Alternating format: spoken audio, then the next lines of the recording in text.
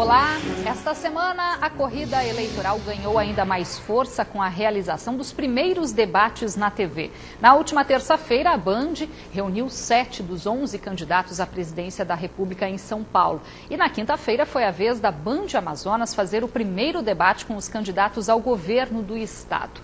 Usando o critério de representatividade na Câmara Federal, participaram 5 dos 7 candidatos.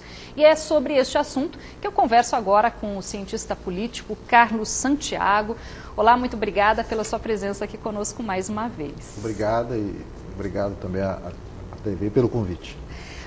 Carlos, falando dos candidatos aqui do governo do Amazonas, na sua opinião, eles souberam usar de maneira construtiva esse espaço que foi dado pela primeira vez aí, um duelo entre eles na TV?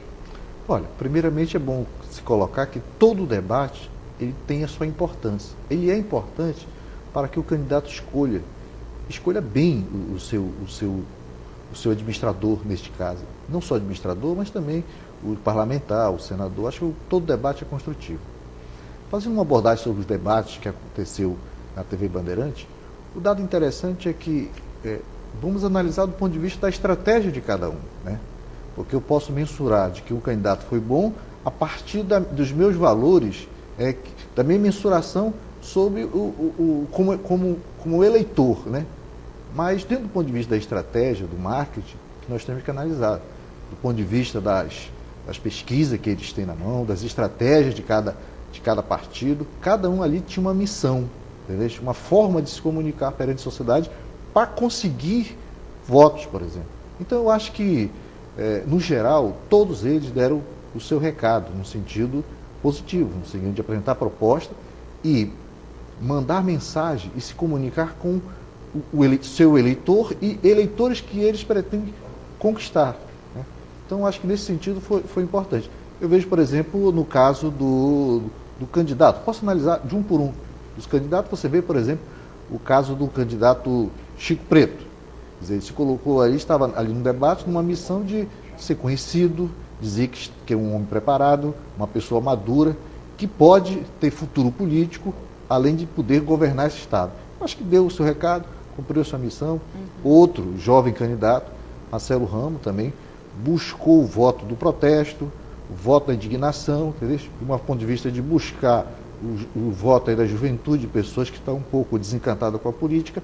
Eu acho que aí também ele cumpriu sua missão nesse aspecto. Um outro candidato, que aí eu acho que também, aí não acho que ele talvez não tenha sido tão bom quanto os outros, é o caso, por exemplo, do candidato do PSOL, é o doutor Abel Alves, que ele sempre se colocou como um homem vindo do interior, né? Há necessidade de se investir no interior.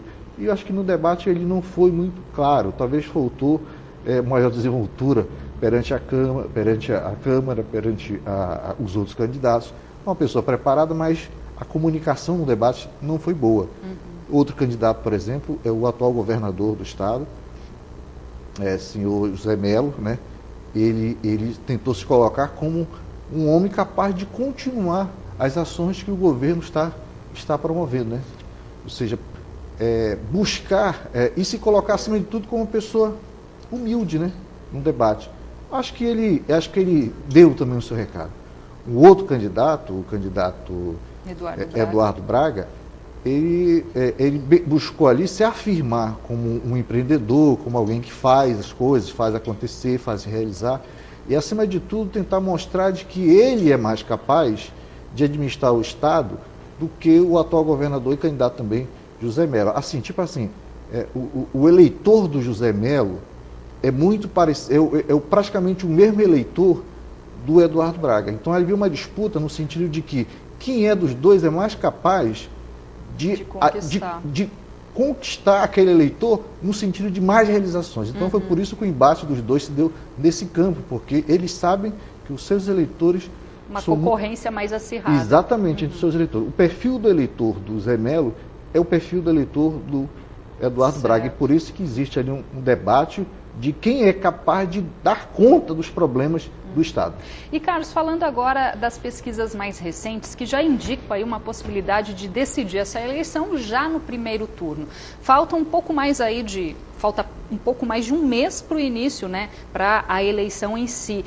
Já dá para se ter uma ideia disso agora ou ainda é muito cedo e essa pesquisa ela vai ficar, vai de repente ter uma mudança mais próximo do pleito? Olha, eu vi no caso da reeleição presidencial, por exemplo, e a eleição praticamente estava encaminhando para a reeleição da presidente Dilma. De uma hora para outra aconteceu uma fatalidade e mudou um cenário político. Com a entrada da Marina Silva. A gente não vai torcer aqui para que aconteça a fatalidade, né? Problemas com relação aos nossos candidatos. Mas como a eleição é muito dinâmica, e como há muito indeciso e há muito desencantamento com a política, né? Pode ser que exista uma onda aí que leve essas eleições para o segundo turno. Eu acho que é muito cedo para afirmar algo, né? Eu acho que, porque acima de tudo, faltam mais de 30 dias para as eleições. Tem muita gente ainda em dúvida, tem muita gente desencantada que talvez nem vote, ou talvez vá para as urnas e vote, e aí as eleições podem mudar um pouco. Então, acho que é bom a gente ter um pouco de preocupação de não afirmar se vai haver ou não haver segundo turno no caso da eleição do Estado do Amazonas. Há um desafio nessas eleições. Por exemplo, desde 1982, que um candidato de oposição não ganha o governo do Estado. Então, por exemplo, se o candidato Eduardo Braga ganhar a eleição, significa que ele ganhou depois de 32 anos em que os candidatos que estavam no governo, apoiados pelo governo, sempre se reelegeram. Então, há esse desafio de quebrar... Vinha o vice. Exatamente, de quebrar um pouco essa regra que está acontecendo há 32 anos no Estado do Amazonas. Tá. Rapidamente, para a gente encerrar, Carlos, qual a dica, então, para o eleitor que ainda está indeciso, que a gente percebe que a campanha, né, a propaganda gratuita está no ar, mas muita gente parece que não dá muita atenção, se foca mais nos debates que as TVs promovem mesmo. Qual a dica para o eleitor ainda indeciso? Olha, há um grande desencantamento com a política, não com a política enquanto instrumento da democracia, não a política enquanto instrumento de um aperfeiçoamento do processo de escolha de candidatos, mas o fazer política, né? As alianças, a criminalização da política, as denúncias de corrupção, os acordos espúrios que estão sendo feitos, levou o eleitor ficar um tanto desencantado com a política, né? Então, quer dizer, neste processo, acho que o eleitor tem que refletir mais, pensar mais, ver a vida dos candidatos, ver aquilo que ele está afirmando hoje, se ele de fato fez anteriormente. Então, acho que esse é o caminho. E não se esquivar de participar da vida política. Eu acho que a vida política é importante para o país, porque ela é que decide o preço do feijão, ela é que decide a inflação desse país, ela é que decide os programas habitacionais. Então, tem mais é que viver ativamente na política e cobrar mais. Eu acho que o eleitor também não pode ser aquele que vota e vai para casa e vota depois de 2 anos, depois de 4 anos. Acho que tem que ser uma cobrança permanente para que a gente não se desencante tanto com aqueles que fazem política. Tá certo, exercer sempre a democracia. Exatamente. Carlos Santiago, mais uma vez, obrigada pela sua participação aqui conosco. Obrigado, estou à disposição. Boa noite. A gente faz um rápido intervalo, daqui a pouco o Band Cidade Entrevista volta para falar de meio ambiente e desenvolvimento econômico. Não saia daí.